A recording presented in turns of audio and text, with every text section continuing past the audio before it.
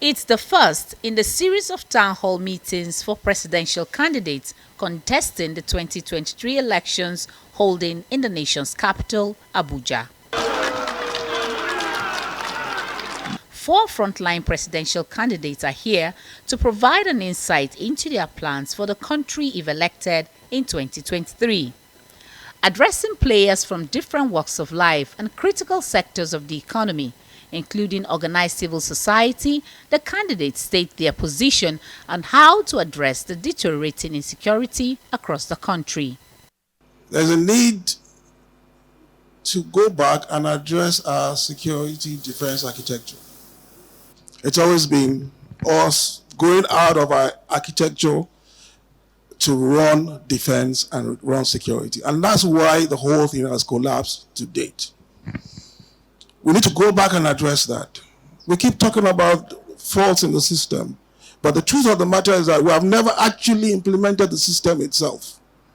At PRP, we intend to go back, look at that system, and make it work the way it should work. We have made adequate arrangement to have about 1 million military, Army, Air Force, and Navy.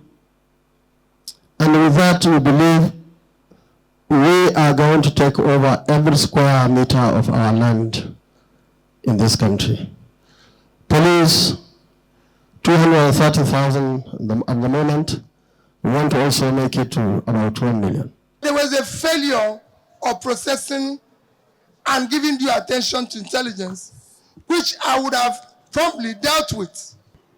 If I was Commander-in-Chief, we would have acted swiftly, and throughout that process, would have remained in communication and at least showing consistent empathy to the families of those that are involved. Obviously, we need more boots on the ground. There's no doubt about that. That would definitely require more persons.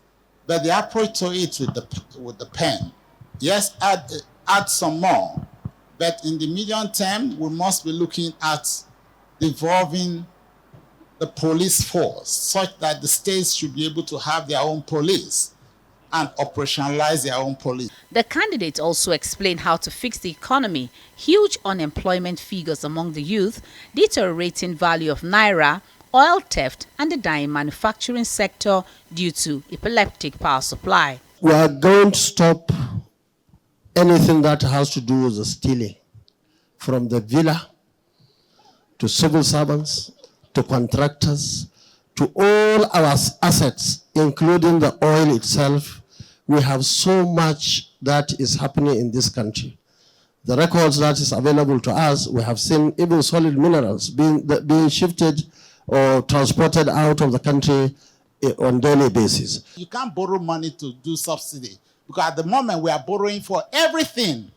Every capital expenditure, even for the subsidy, we are borrowing. So that's not the pathway to go. We must find ways of generating more revenue internally, and all those things that are no longer functional, government enterprises that are not functional, that ought to be making profit, we need to send it to the private sector. We have to not just look at debt from our foreign debt and the foreign exchange part of it, but also our domestic debt. We have a huge domestic debt in Nigeria. Collectively, we're looking at that figure he said, 1.1 trillion. We need to look at that debt. How are we going to fund it? We have to make sure we have a strong capital market to do that and make it tradable. If there's need to borrow, I'm not against borrowing, I've always advocated it. You borrow for production.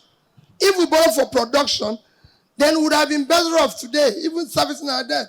So I will do whatever it takes to ensure that we bring a balanced budget and strictly borrow for production, which will grow the economy and be able to pull people out of poverty. The candidate of the All Progressives Congress, Bola Tinubu, was absent at the town hall meeting with no representation.